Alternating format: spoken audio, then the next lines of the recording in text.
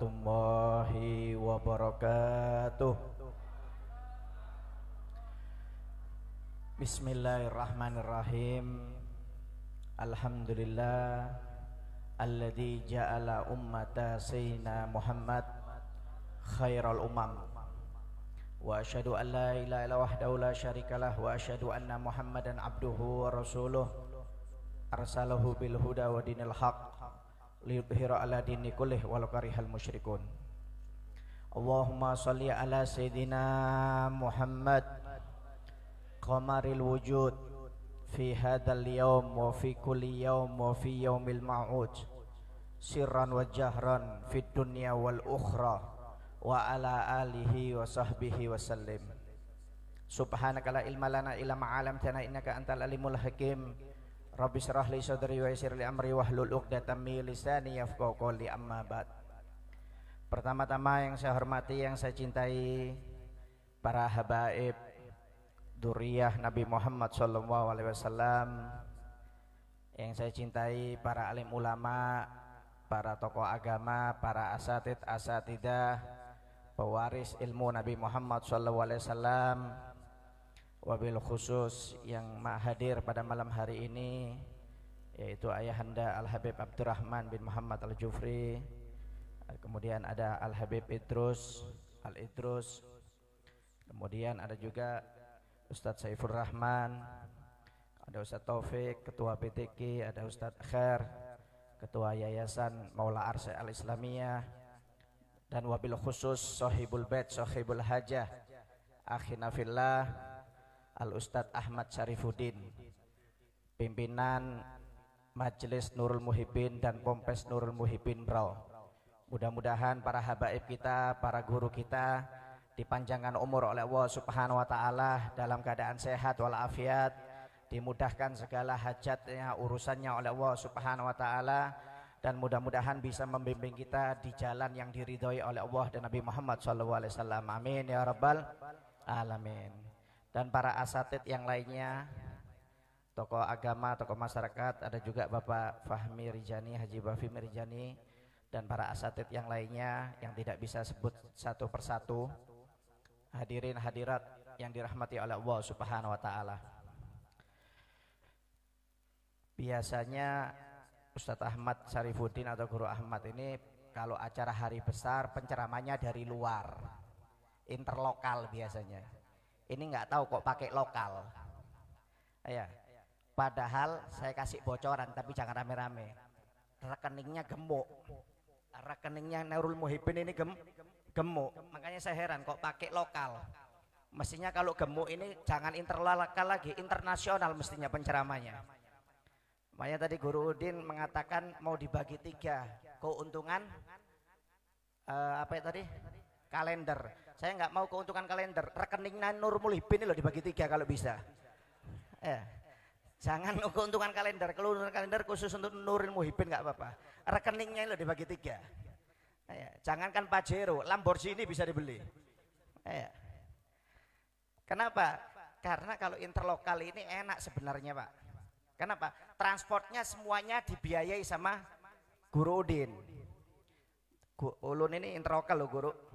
Karena ulun kenapa? 6 bulan di Jawa kemarin. Jadi hitungannya sudah interlokal, bukan lokal lagi sudah. Jadi ulun kemarin rombongan Guru pesawat 6 orang 6 juta, PCR-nya 6 orang 3 juta, jadi total 9 juta ya. Kalau pian nggak usah ikut-ikutan, nanti Guru Udin aja yang ngurus masalah ini. Ulun kemarin pulang hari Rebo datang, sholatnya ngadep ke timur, salah, lupa. Kenapa? Karena terlalu lama di Jawa sudah. Mestinya ngadep barat, ini ngadep timur. Ini salah satu tanda Guru kalau ulun interlokal ini. Berguru aja ya. Alhamdulillah ya. Kita berkumpul di malam hari ini dalam acara peringatan kelahiran manusia atau makhluk yang paling spesial, yaitu makhluk yang paling agung yang pernah diciptakan oleh Yang Maha Agung. Kita hadir di sini untuk memperingati kelahiran seorang makhluk yang mulia yang pernah diciptakan oleh Yang Maha mulia. Makhluk yang menjadi rahmatan lil alamin.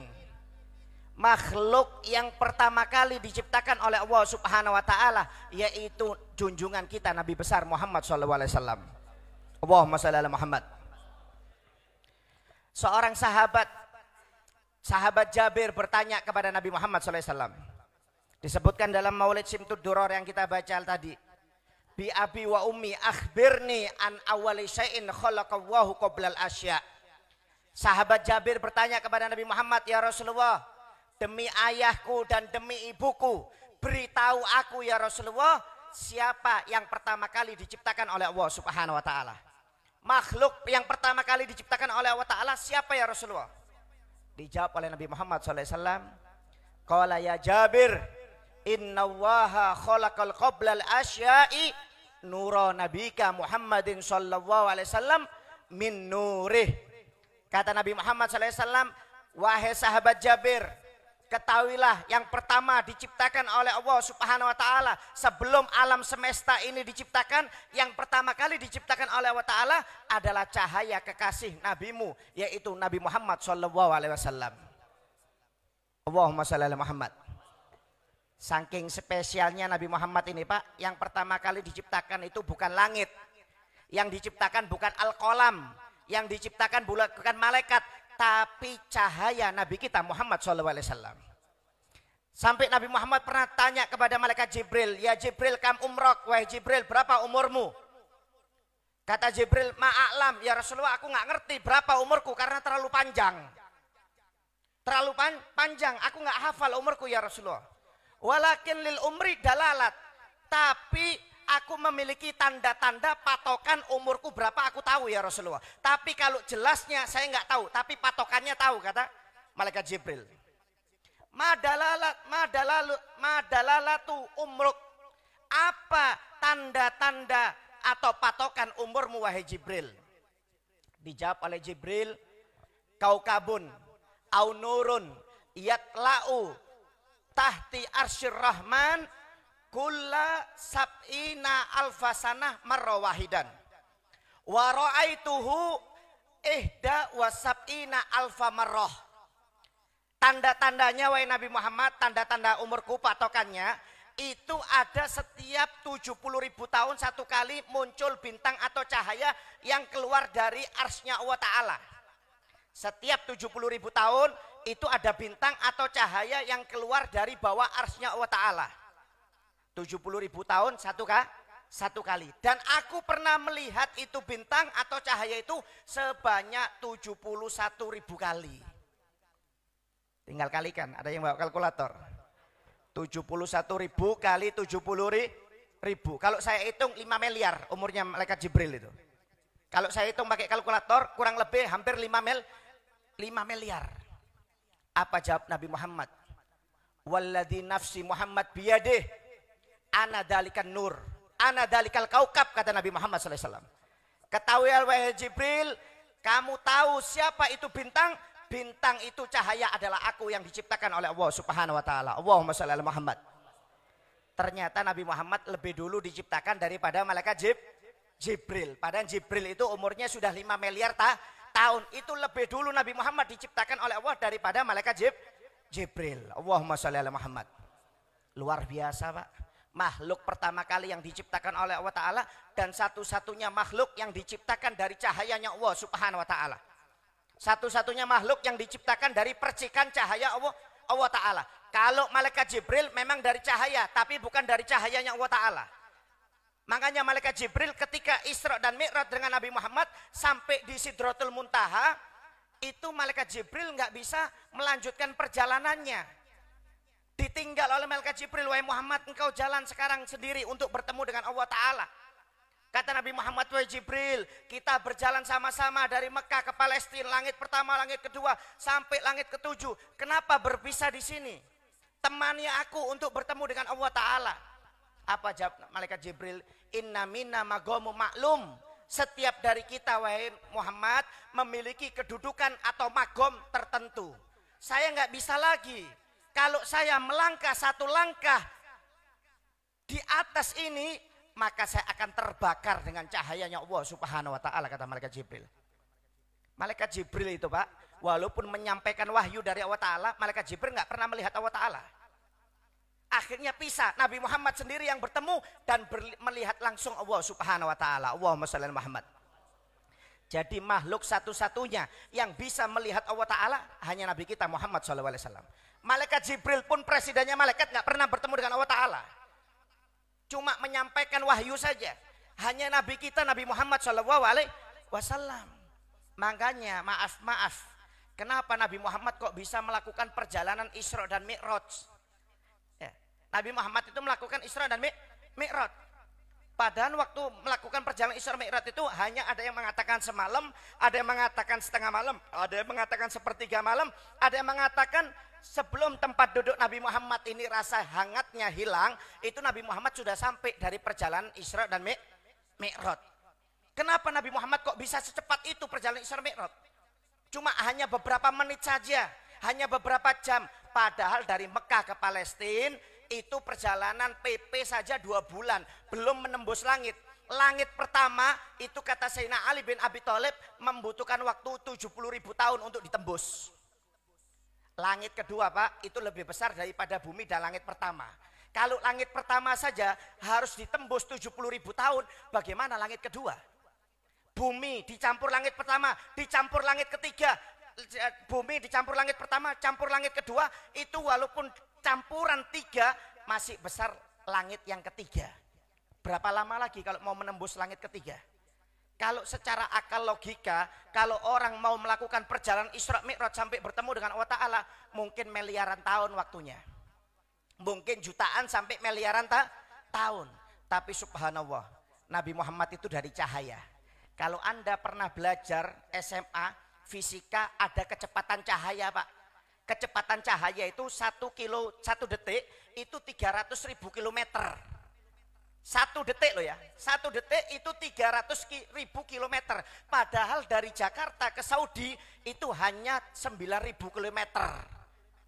Itu kalau pakai kecepatan cahaya, coba Anda bagi 300.000 bagi 9.000. Berapa kali itu PP-nya itu? Bayangkan 1 detik itu 300.000 kilo. Kalau Anda pernah belajar fisika dulu, ada kecepatan cahaya. Loh padahal dari Mekah ke Jakarta itu 9.000 kilo itu membutuhkan waktu 8 jam 9 jam.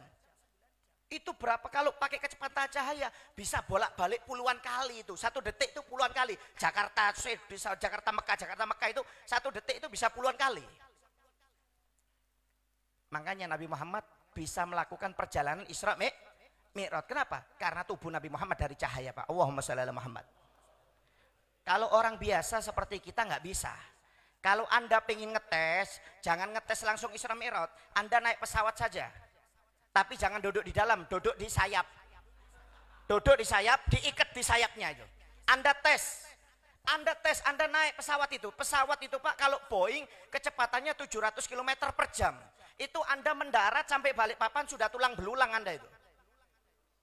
Saking cepatnya kecepatan 700 kilometer. Loh, Anda aja kalau naik mobil di tol di Jawa itu Pak, 150 km, Anda buka kaca, itu mobil bisa oleng. Saking cepatnya itu baru 150 km per jam. Bagaimana yang 700 km per jam? Ini Nabi Muhammad pakai kecepatan cahaya. Allahumma shalli ala Muhammad. Kalau secara akal logika, orang biasa hancur Pak, mau Mi'raj Pak, gak bisa. Kenapa? Kecepatannya 300.000 km per detik, gak bisa orang. Orang biasa nggak bisa. Kenapa Nabi Muhammad? Nabi Muhammad bukan manusia biasa, tapi dari cahayanya Allah Subhanahu wa Ta'ala. Allahumma shalli ala Muhammad. Nabi Musa aja, ketika Nabi Musa itu kan ada seorang nabi yang bisa bercakap-cakap dengan Allah Ta'ala. Saking lamanya sering bercakap-cakap dengan Allah Ta'ala, makin lama makin cinta Pak. Contoh ya, maaf. Tapi jangan ditiru ini. Kenalan sama cewek umpamanya lewat WA, minta nomornya, kasih nomornya, WA asik, boleh telepon nggak? Karena apa? Sudah asik WA-an, kirim SMS sudah asik. Terakhir minta izin telepon, boleh nggak telepon? Oh iya telepon, cocok wah, tiap malam telepon sampai jam subuh nggak tidur. Oh ya, dibodoh-bodoh ini, belum kawin. Kalau sudah kawin ya mukanya kayak gini semua, hancur sudah. Ya, kalau belum kawin kan gitu, tai kucing rasa coklat. Kalau sudah kawin coklat rasa tai, kebalikannya waliyadzubillah min dzalik. Ya. Wah, asik telepon sampai jam 2 sampai subuh. Apalagi orang-orang zaman dulu yang pakai surat umpamanya. Wah, kalau masih pacaran zaman dulu yang tua-tua ini pakai surat ini. Ya pakai surat. Surat itu sudah dibaca puluhan kali, ratusan kali, tetap kalau tidur taruh di dadanya. Wah, menghayal. Menghayal. Kenapa? Karena kekasih. Jadi walaupun diulangi terus-terus, akhirnya mau nggak mau pingin ketemuan juga. Begitu juga Nabi Musa.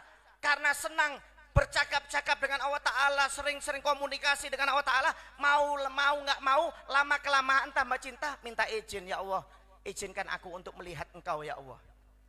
Izinkan aku untuk melihat engkau ya Allah.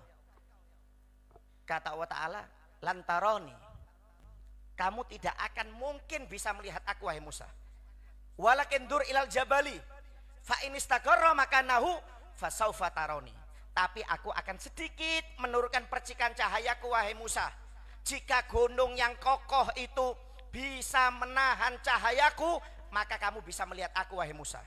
Gak taunya ketika diturunkan cahaya Allah Ta'ala, yang sedikit pak percikan cahayanya Allah Ta'ala aja, diturunkan di atas gunung itu langsung meledak.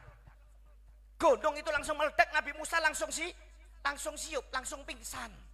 Ternyata Nabi Musa nggak mampu untuk melihat Allah Subhanahu Wa Taala, hanya Nabi kita Muhammad SAW. Allahumma shalli ala Muhammad. Luar biasa Pak. Nabi yang pertama kali diciptakan, makhluk yang pertama kali diciptakan oleh Allah Ta'ala, dan satu-satunya makhluk yang bisa melihat Allah Subhanahu Wa Ta'ala. Oh, Nabi Muhammad ini cahaya luar biasa, wajahnya itu luar biasa, nggak bosen nih. Beda dengan kita. Ya, kalau kita jangan ditanya, 1 kali 2 kali masih nggak apa-apa, 3 kali enak sudah. Ini lagi nggak ada lainnya kah? Ya. Nabi Muhammad itu subhanallah, wajahnya itu dari cahaya Pak. Sampai sahabat itu mengatakan, ada yang mengatakan, sahabat Abu Hurairah mengatakan wajah Nabi Muhammad itu bagaikan matahari. Sebagian sahabat mengatakan wajah Nabi Muhammad itu bagaikan bulan purnama, bahkan lebih bagus daripada matahari, bahkan lebih bagus daripada bulan purnama. Allahumma shalli ala Muhammad. Bayangkan, ini sahabat yang ngomong. Kata sahabat Abu Hurairah itu Nabi Muhammad itu wajahnya bagaikan matahari berjalan. Dalam hadis yang lain mengatakan, sahabat mengatakan Nabi Muhammad itu wajahnya bagaikan bulan purnama. Jadi kalau sahabat kadang-kadang melihat bulan purnama dengan melihat wajah Nabi Muhammad, lebih bagus, lebih indah wajahnya Nabi Muhammad SAW. Sampai katanya Sayyidina Ali bin Abi Thalib, Nabi Muhammad itu kalau berkeringat Pak, keringatnya itu kayak berlian, kayak permata, keringatnya itu. Pernah ngelihat permata berlian? Ini saya mumpung bawa make ini, contoh ini, tapi tidak untuk dijual. Ini keringatnya Nabi ini kayak gini Pak, kalau digoyang-goyang, kelihatan nggak? Kelihatan. Keringatnya Nabi itu kayak berlian. Kata Sayyidina Ali bin Abi Thalib, bayangkan, adakah keringatnya Anda ini kayak berlian? Nggak ada, mungkin kayak kopi mungkin keringatnya kita ini. Kalau Nabi Muhammad itu keringatnya kayak berlian, kata Sayyidina Ali bin Abi Thalib, Allahumma shalli ala Muhammad. Wajahnya bagaikan matahari, ada yang mengatakan bagaikan bulan, bahkan keringatnya pun bagaikan berlian, indah, keringatnya saja indah. Nabi Muhammad SAW. Luar biasa Nabi Muhammad SAW. Memang betul-betul bercahaya Pak.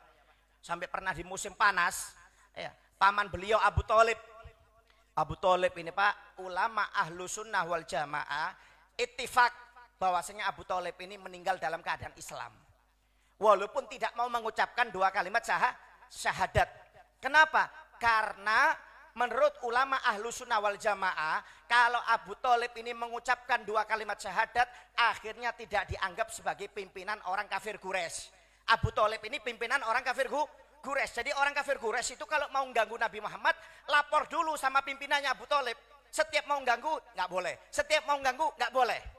Jadi kata para ulama, kalau Abu Thalib ini mengucapkan 2 kalimat syahadat, akhirnya Abu Thalib tidak dianggap sebagai pimpinan orang kafir Quraisy. Akhirnya orang-orang kafir Quraisy ini gampang ganggu Nabi Muhammad. Ya. Ini ulama ahlu sunnah wal jamaah semuanya ittifaq. Sayyid Ahmad Dahlan, seorang mufti Mekah, beliau mengatakan bahwasanya Abu Thalib meninggal dalam keadaan muslim walaupun tidak mengucapkan 2 kalimat syahadat. Kenapa? Karena sudah tertanam di dalam hatinya. Ketika musim panas Pak di Arab, musim panas di Arab ini luar biasa. Panas luar biasa. Kenapa? Karena saya pernah ngalami sendiri. Ya, saya pernah ngelihat orang Yaman itu Hadramut, kalau datang itu sering minum air es, Pak. Saya padahal paling anti dengan air es. Saya paling anti, saya nggak suka. Sampai sekarang saya jarang minum air es. Ya, jarang nih kalau minum air es ya, jarang saya. Saya nggak mau air es itu. Tapi orang-orang Timur Tengah itu, orang Yaman kalau minum, botol besar gini. Dalam hati saya kok seneng air es. Waktu datang ke Indonesia ini, akhirnya ketika saya berangkat ke Yaman, ke Hadramut, pas musim panas. Pas musim panas. Ternyata sampai sana, Pak, subhanallah, saya ini kalau minum air aqua atau mineral ini yang 600 mili, sehari 2 botol itu habis sudah bagus. Saking jarangnya minum loh saya kalau di sini loh ya. Di Indonesia itu minum mineral umpamanya atau aqua 2 gelas 2 botol yang 600 mili habis 2 botol itu sudah bagus. Itu di sana saya minumnya 12 botol. Dan tidak bisa biasa, harus dingin. Kalau nggak dingin nggak bisa masuk ke tenggorokan ini. Saking panasnya, Pak. Saking panasnya minta ampun. Jadi saya di sana itu minumnya sehari semalam itu 12 botol. Maaf, kencingnya sehari cuma 1 kali. Kalau di sini saya minum 2 botol semalam bisa 4 kali kencing kamar mandi saya. Saya minum 1 gelas itu aja kalau mau tidur kadang-kadang kencing 2 kali 3 kali. Itu di sana saya habis 12 botol pakai air es, kencingnya cuma sehari 1 kali. Kenapa? Saking panasnya jadi nguap. Jadi keringet kencingnya ini kalah. Nguap jadi keringet semuanya. Panasnya minta ampun, Pak. Gak salah kata saya kalau di Arab ini panasnya luar biasa. Ya. Kalau Anda di Arab, Pak, musim panas pakai kipas angin, alamat tambah sakit Anda. Kalau musim panas di Arab jangan kipas angin jangan dinyalakan. Kalau di Indonesia musim panas kipas angin Anda nyalakan enak. Tapi kalau di Arab gak boleh, gak bisa. Harus pakai AC. Kalau gak AC gak mempan. Kalau nggak AC nggak mempan. Ya, saya waktu itu sama Haji Taher naik mobil mau ke Doan, jauh 6 jam dari Tarim. Ya, saya duduk di depan sama Habib Husin, Haji Taher duduk di belakang. Kebetulan mobilnya ini AC-nya mati, Pak. AC-nya mati, musim panas mati. Lu ini ya apa mobil ini nggak karuan ini? Yang yang disewa oleh Habib Husin ini. Ya apa mobil ini 6 jam perjalanan musim panas kok bisa mati AC-nya, nggak tahu. Sudah nanti kalau sampai Kota Sewon kita nyewa mobil lainnya aja.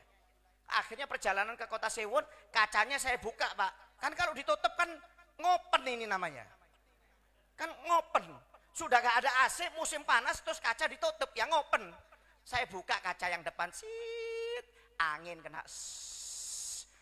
Di belakang Haji Taher tutup muka. Beb tutup beb kacanya beb. Loh kenapa? Panas aja kalau ditutup open ini kata saya. Saya yang terbakar di belakang beb katanya Haji Taher. Loh enggak ini angin enak. Iya angin di depan yang belakang ini yang panas katanya dia. Subhanallah ketika saya mau ngambil botol noleh ke belakang. Subhanallah Pak kayak dibakar memang. Jadi musim panas kena angin itu tambah muka itu kayak kena bakar. Ya, mau nggak mau Haji Taher jadi korban di belakang. Ya. Kenapa kalau ditutup semua korbannya kan 3. Jadi harus salah satu ada korban sudah, yaitu Haji Taher di belakang sudah.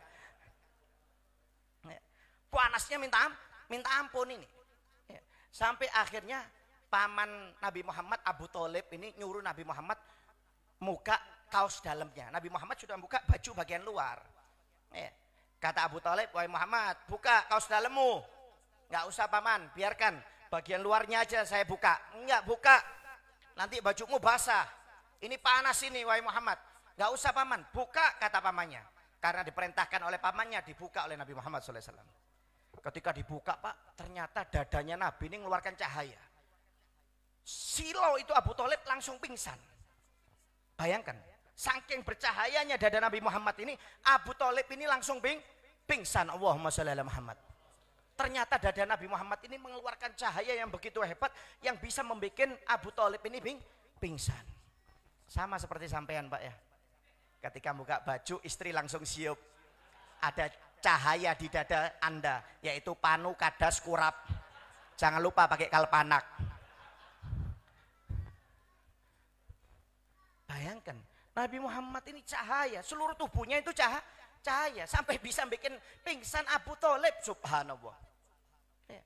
Makanya kalau maaf Pak, kalau orang mimpi Nabi Muhammad, ya, itu nggak bisa melihat wajah Nabi. Yang dilihat cuma cahayanya saja. Karena cahaya Nabi ini terlalu bercahaya sehingga wajah mukanya itu nggak bisa dilihat secara langsung. Sampai dalam hadis diriwayatkan Nabi Muhammad itu dikasih 10 hijab. Dikasih 10 hijab oleh Allah Ta'ala, 1 hijab hanya dibuka. 1 hijab aja sudah kayak gitu. 9 hijabnya nanti dibuka di akhirat oleh Allah Subhanahu Wa Ta'ala. Makanya nanti kalau di hari kiamat, kalau ada orang yang nggak bisa melihat Nabi Muhammad, keterlaluan ini orang. Kenapa? Sudah dibuka hijabnya oleh Allah Ta'ala. Kalau Nabi Yusuf itu hijabnya dibuka semua oleh Allah Ta'ala. Makanya perempuan lihat Nabi Yusuf sampai terpotong tangannya. Ya, sampai orang kalau maaf Pak 4 bulan kelaparan itu lihat Nabi Yusuf saja sudah kenyang.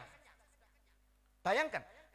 Di musim paceklik itu orang-orang di kotanya itu cuma lihat Nabi Yusuf 4 bulan nggak makan, itu cuma lihat Nabi Yusuf kenyang sudah. Subhanallah. Allahumma sholli ala Muhammad. Cuma kalau lihat sampean, waduh. Sudah makan 3 kali, lihat sampean muntah itu keluar 3 piring itu. Kebalikannya. Saking indahnya Nabi Yusuf, itu Nabi Yusuf sudah dibuka Pak hijabnya. Bagaimana dengan Nabi Muhammad SAW? Nabi Muhammad 10 hijab, 1 saja yang dibuka di dunia, orang sudah kelabakan seperti itu. Bahkan di dalam Al-Quran sampai Allah menyatakan bahwasanya Nabi Muhammad itu manusia. Bukan untuk merendahkan Nabi. Kenapa? Karena orang bertanya-tanya, Nabi Muhammad ini malaikat apa bukan? Makanya dijawab oleh Allah Ta'ala, Nabi Muhammad itu manusia seperti kalian. Nah kalau orang nggak tahu tafsir, dikira Nabi Muhammad itu sama-sama manusianya seperti kita. Bukan. Itu jawaban dari Allah Ta'ala karena sahabat itu bingung. Nabi Muhammad ini dari kalangan siapa? Kok beda nggak seperti manusia? Karena dianggap oleh sahabat seperti malaikat itu Nabi Muhammad SAW. Makanya dijawab langsung bahwasanya Nabi Muhammad itu adalah manusia seperti kalian. Allahumma sholli ala Muhammad. Luar biasa Pak Nabi Muhammad SAW. Ya. Sampai-sampai pernah dikisahkan, ya, ketampanan Nabi Muhammad ini Pak membuat akal seseorang bisa hilang. Akal sehat seseorang bisa hilang. Pernah dikisahkan ada sekelompok penjual ternak dari suatu kota datang ke Madinah untuk menjual hewan ternaknya. Jadi kelompok ini, gobila ini ada laki-laki, ada perempuan. Ketika sampai di kota Madinah, ya, si laki-lakinya ini langsung keliling, si perempuannya suruh nunggu dagangannya. Kamu di sini ya, nunggu dagangan untuk dijual. Saya mau keliling-keliling dulu, mau survei kota Madinah. Madinah. Akhirnya yang laki-laki survei. Nggak lama datang Nabi Muhammad SAW. Datang Nabi Muhammad melihat apa hewan ternak ini, onta ini, ditanya, wahai fulanah, ini dijualkah onta ini? Oh iya dijual ini. Berapa harganya? Harganya sekian, umpamanya 200 dinar. Oh iya sudah, saya beli kata Nabi Muhammad. Tapi saya bawa dulu ya. Nanti saya bayar. Oh iya bawa. Dibawa oleh Nabi Muhammad, bawa pulang Pak oleh Nabi Muhammad. Nggak lama suaminya datang. Mana hewan ternak kita? Oh alhamdulillah sudah laku. Oh alhamdulillah. Mana uangnya? Belum, nanti orangnya mau bayar datang. Loh, kamu ini gila Pak? Kamu ini sadar apa? Kamu nggak pakai akal? Kamu kenal dengan orangnya? Enggak. Loh kenapa kok kamu lepas? Contoh Pak, contoh ya. Anda punya mobil, Innova, Avanza, Pajero. Ada orang datang nggak kenal sama Anda. Pak ini mobil saya jual, saya beli ya. Oh iya mana BPKB-nya? Anda kasihkan BPKB-nya, STNK-nya, mobilnya dibawa. Saya bawa dulu ya, nanti saya bayar. Kira-kira kalau akal sehat dikasih apa enggak? Enggak ada. Gila kalau ngasihin namanya. Nggak mungkin, orang nggak kenal kok mau dilepas.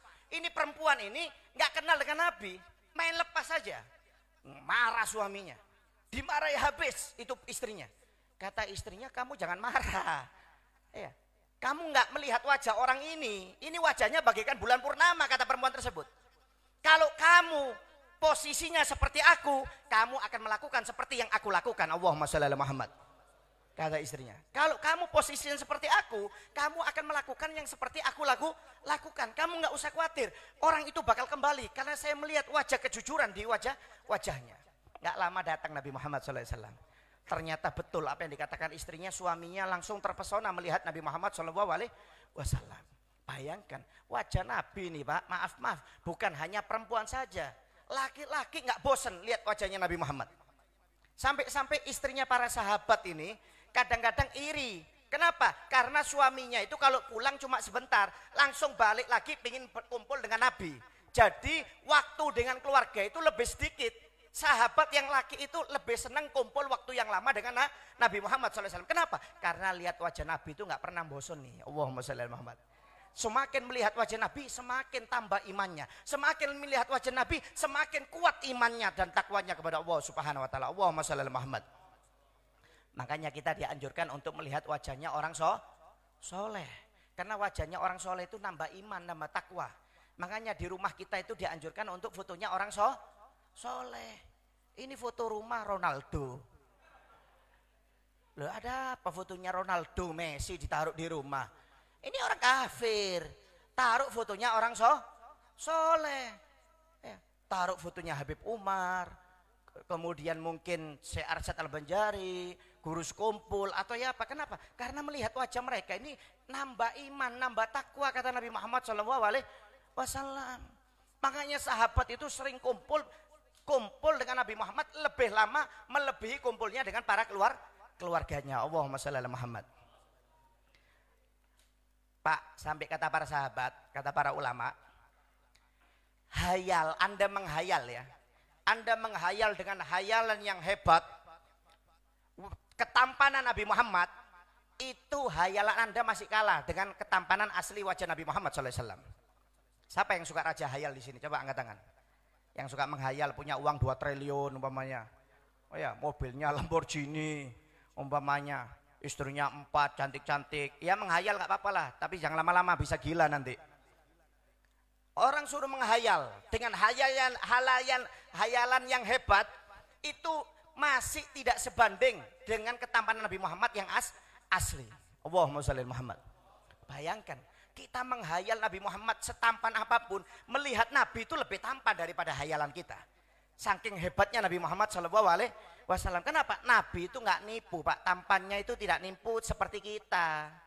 Kalau kita banyak penipuan, ya. Apalagi kalau pakai status Instagram, geser New York, geser Buenos Aires, ya. Kemudian apalagi kalau ibu-ibu pakai kamera 360, jangan ditanya, jerawat 1 jagung bisa nggak kelihatan kayak mulus, ya, kayak mulus, kayak bidadari sudah, ya, kayak Barbie, ya, kayak Barbie. Kalau pakai kamera 360, ketika lihat aslinya kayak bebek. 360 kayak Barbie. Loh, kita ini Pak, alhamdulillah lah masih ketolong sama HP. Jadi tampan cantik lewat HP. Padahal aslinya jangan ditanya sudah. Ya. Nabi Muhammad itu Pak, kelihatan dari jauh saja kata sahabat itu sudah tampan. Dari jauh itu tampan. Tambah dekat tambah tampan, tambah dekat tambah super tampan itu Nabi Muhammad. Allahumma sholli ala Muhammad. Kalau kita kan enggak, dari jauh bukan tampan, lumayan. Tambah dekat agak lumayan. Tambah dekat, ya Allah, kayak apam selong sudah mukanya. Loh, kalau kita ini nipu wajahnya Pak, maaf. Kenapa Nabi kok seperti itu? Memang Nabi ini dari cahaya. Nabi ini diciptakan dari cahaya dan makhluk yang paling tampan, manusia yang paling tampan. Ketampanan itu ada 1, dibagi jadi 2, setengahnya diambil Nabi Muhammad. Sisa setengah dibagi jadi 2, 1/4-nya diambil Nabi Yusuf. Nabi Yusuf itu cuma dapat 1/4 Pak. Nabi Muhammad dapat setengah ketampanan. Allahumma sholli ala Muhammad. Sisa berapa? Sisa 1/4. 1/4 itu dibagi seluruh makhluk. Mulai malaikat, jin, binatang, manusia. Mulai zaman Nabi Adam sampai hari kiamat. Dapat 1/4 dibagi miliaran triliunan makhluk. Jadi kalau kita ngaca muka pas-pasan, ya kayak gini-gini ini, ala kadarnya ini.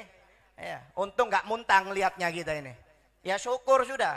Kenapa? Karena 1/4 dibagi triliunan makhluk. Yang 1/4-nya diambil Nabi Muhammad, diambil Nabi Yusuf, yang setengahnya diambil Nabi Muhammad Shallallahu Alaihi Wasallam. Allahumma shalli ala Muhammad. Oh, kita kalau mau bahas keutamaan Nabi panjang, hebat. Pokoknya Nabi Muhammad ini ahsan nasi khuluqan wa khalqa. Paling bagusnya akhlak, dan paling bagusnya postur tubuhnya Nabi Muhammad SAW. Nggak ada. Sampai-sampai kata para sahabat seakan-akan Nabi Muhammad ini diciptakan menurut kemauannya sendiri. Jadi bukan menurut kemauan Allah Ta'ala. Seakan-akan loh ya. Bukan berarti Nabi Muhammad. Seakan-akan kata para sahabat Nabi Muhammad itu diciptakan menurut kemauannya sendiri. Jadi kalau ada mata yang paling bagus diambil oleh Nabi Muhammad. Kalau ada bibir yang paling bagus diambil Nabi Muhammad. Kalau ada hidung yang paling bagus diambil Nabi Muhammad SAW. Semuanya diambil Nabi Muhammad SAW. Hebat Nabi ini Pak. Nabi ini kalau duduk walaupun sahabat itu lebih tinggi dari Nabi Muhammad. Tapi kalau duduk sahabat itu kelihatan lebih pendek daripada Nabi. Itu hebatnya Nabi. Kalau kita kan enggak harus pakai dengklik. Ya, harus pakai kursi baru kelihatan tinggi. Atau apalagi perempuan pakai hak 10 cm, 20 cm. Ya. Kalau Nabi enggak, walaupun sahabat itu lebih tinggi daripada Nabi Muhammad, tapi kalau duduk itu sahabat kelihatan lebih pendek. Itu hebatnya Nabi Muhammad SAW. Jadi kelihatan wibawa, seakan-akan paling tinggi, paling badannya paling bagus. Itu keistimewaan mukjizat Nabi Muhammad SAW. Allahumma shalli ala Muhammad. Alhamdulillah kita menjadi umatnya Nabi Muhammad SAW. Sudah punya nabi terhebat, akhirnya umatnya dijadikan umat yang paling hebat oleh Allah Subhanahu wa taala. Kata Allah Taala dalam Al-Qur'an, kuntum khaira ummatin ukhrijat linnas ta'muruna bil ma'ruf wa tanhauna 'anil munkar. Ya, kata Allah Taala, kamu wahai Muhammad, umat Muhammad, kamu adalah umat yang terbaik yang pernah dikeluarkan oleh Allah Taala di muka bumi ini. Jadi umat yang terbaik itu Pak bukan umat Nabi Adam, bukan umat Nabi Ibrahim atau umat-umat yang lainnya. Umat yang terbaik yang pernah Allah keluarkan di muka bumi ini adalah kita, alhamdulillah, umat Nabi Muhammad SAW. Kata Nabi Muhammad, ju'ilat ummati khairal umam. Umatku dijadikan oleh Allah Ta'ala sebagai umat yang terbaik di muka bumi ini, kata Nabi Muhammad SAW. Hebat. Bahkan nanti di hari kiamat kita dulu Pak yang dihisap. Kita dulu yang masuk surga. Bukan umat Nabi Adam yang dihisap. Bukan umat Nabi Idris, bukan umat Nabi Nuh yang dihisab, tapi umat Nabi Muhammad SAW. Nahnul al-akhirun, al-awwaluna yaumal qiyamah.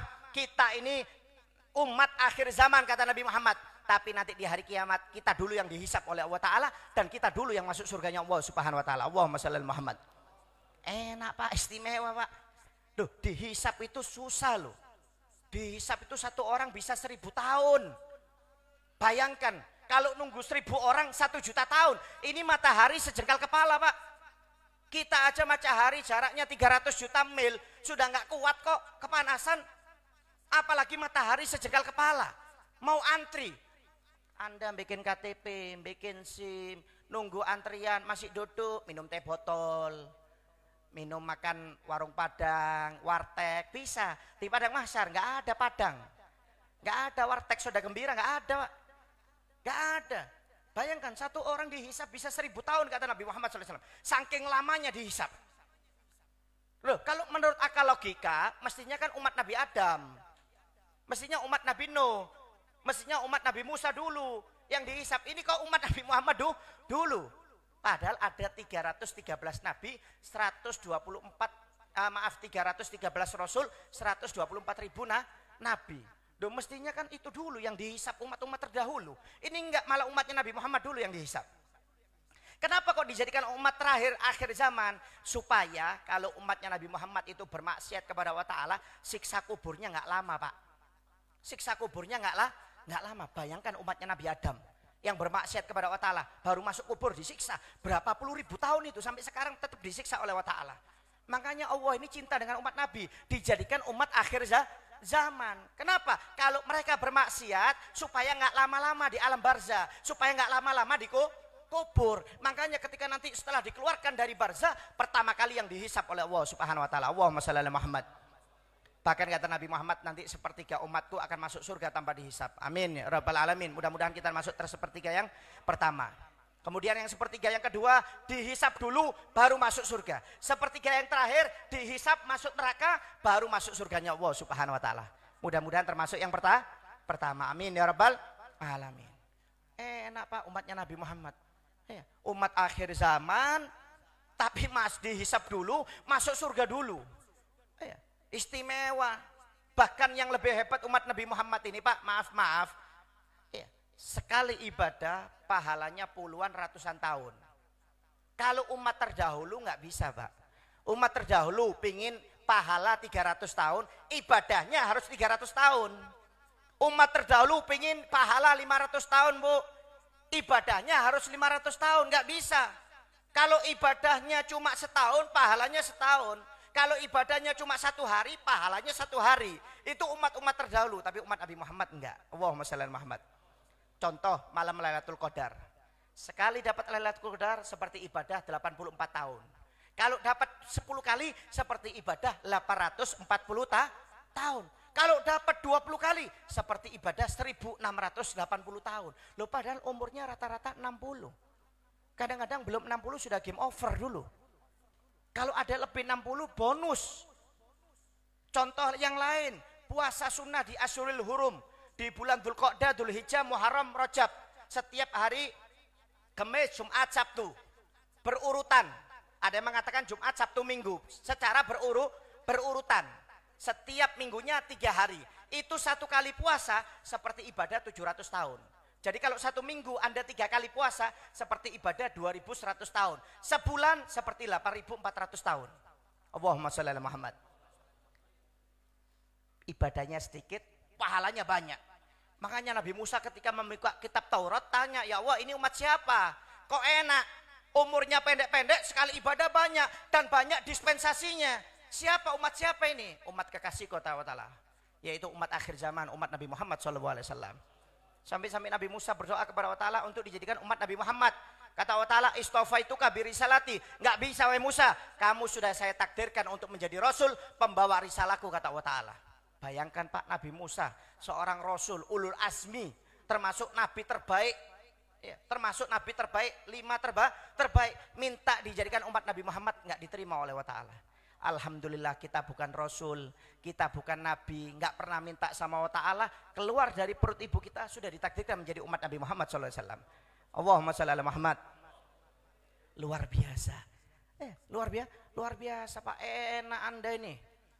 Banyak dispensasinya umat Nabi Muhammad ini, hebat. Kalau umat-umat terdahulu susah Pak, sudah aturannya susah. Zakat saja, zakat itu zaman dulu, zamannya Nabi Musa itu 25% Pak. Makanya Korun nggak mau mengeluarkan. Kenapa? Bingung, 25%. Nah kalau 1 M saja sudah 250 juta. Ini aja 2,5% nggak ngeluarkan, apalagi yang 25%. Loh yang 2,5% lo masih mikir. Kalau uangnya 10 miliar umpamanya, berarti zakatnya berapa? 250 juta. Mikir lu, ini buat Avanza baru ini. Banyak orang mikir mengeluarkan zakat 2,5%. Loh itu zamannya Nabi Musa Pak, zakatnya 25%. Bisa Anda bayangkan? 25%, Anda punya uang 100 juta, zakatnya 25 juta Pak. Nah kalau tiap tahun bangkrut bisa-bisa kita. Bayangkan, loh, susah syariat dulu itu susah. Makanya kita ini dapat dispensasi terus dari Allah Ta'ala. Dapat keringanan dari Allah Ta'ala. Umat-umat dahulu itu Pak, maaf. Kalau mereka bermaksiat kepada Allah Ta'ala kemudian mau tobat, itu anggota tubuhnya yang bermaksiat harus dipotong. Contoh, mereka bermaksiat mulut. Kemudian tobat sama Allah Ta'ala, mulutnya harus digunting. Kalau nggak digunting nggak diterima Pak, itu syariat dulu. Mereka umpamanya maksiat mata, kemudian mau tobat, matanya harus dicongkel. Kalau nggak dicongkel nggak diterima. Maksiat telinga, mau tobat, telinganya harus dipotong. Maksiat tangan, mau tobat, tangannya dipotong. Maksiat kaki, mau tobat, dipotong. Maksiat maaf kelamin, mau tobat, dipotong kelaminnya, habis ya. Bayangkan Pak, umat Nabi Muhammad enggak. Maksiat mata istighfar diterima. Maksiat mulut istighfar diterima. Maksiat tangan, maksiat kaki istighfar tobat diterima oleh Allah Ta'ala tanpa menyakiti tubuhnya. Tanpa menyakiti tubuhnya sama sekali. Bahkan di zaman Nabi Musa itu diriwayatkan mereka itu yang melanggar perintah Allah Ta'ala, yang mensekutukan Allah Ta'ala. Ketika Nabi Musa itu keluar, Nabi Harun disuruh jaga orang-orang Yahudi. Nggak taunya orang-orang Yahudi ini bikin patung untuk disembah.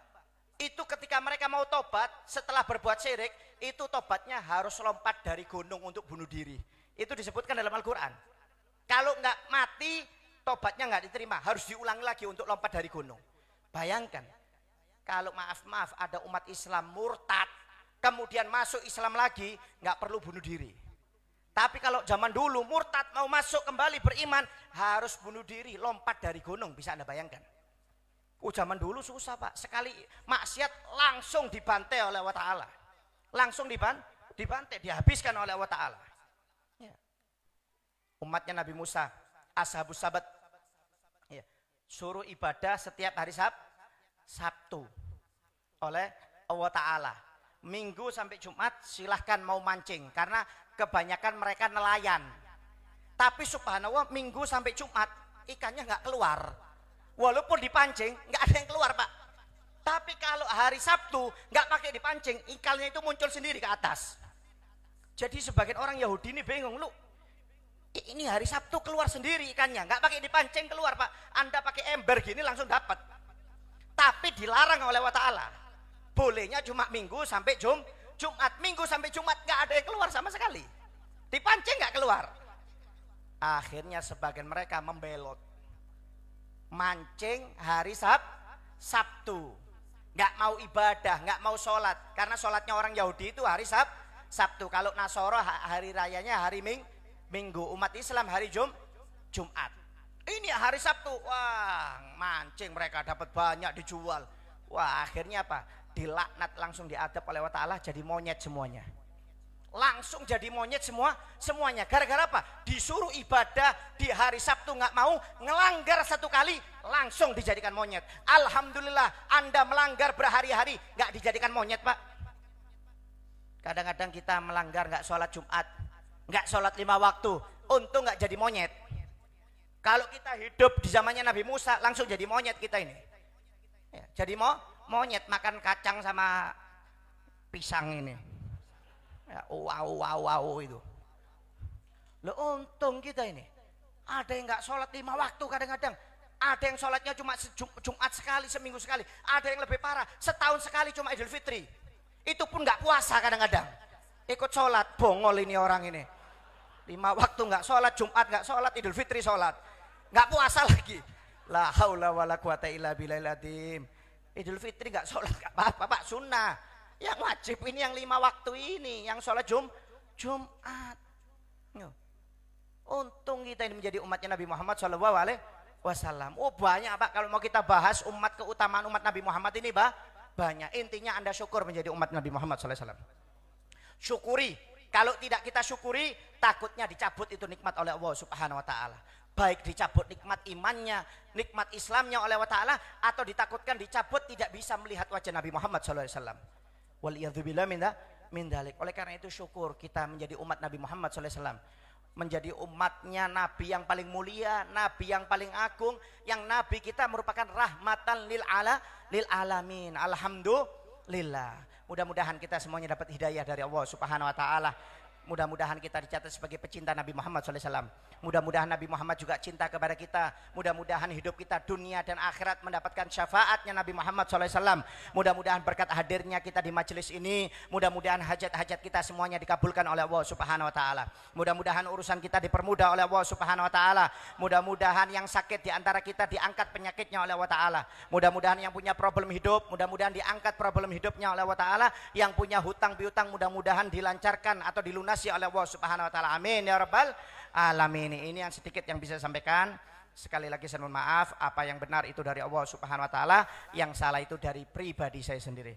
Kemudian saya undang semuanya jamaah, bapak ibu-ibu semuanya untuk peringatan Maulid Nabi Muhammad SAW di majelis kami, Majelis Taklim Rotibul Haddad, insya Allah hari Selasa malam Rebo ini, tanggal 9 November. Ya, penceramahnya Al Habib Ali bin Hasan Bil Fiqih dari Tarim, Hadramut Timur Tengah, kemudian diterjemahkan oleh Habib Muhammad bin Umar Al Haddar dari Bondowoso, Jawa Timur. Insya Allah Selasa ini malam Rebo Ba'dal Isya di Masjid Rayatul Ikhlas, untuk laki-laki dan perempuan, untuk umum ya, untuk umum. Memang saya tidak sebarkan spanduk-spanduk karena takutnya nanti banyak ini aja nggak pakai spanduk sudah banyak. Biasanya kita ini sama Guru Udin pakai spanduk. Ya, ini aja nggak pakai spanduk sudah banyak. Jadi kita ngundangnya cuma intaran aja. orang-orang yang lihat dari Facebook, tapi untuk umum. Ya, mudah-mudahan acaranya diberi kelancaran oleh Allah Ta'ala, diberi keberkahan oleh Allah Subhanahu Wa Ta'ala. Amin ya rabbal alamin. Wabillahi taufiq wal hidayah, waridho wal inayah. Wassalamualaikum warahmatullahi wabarakatuh.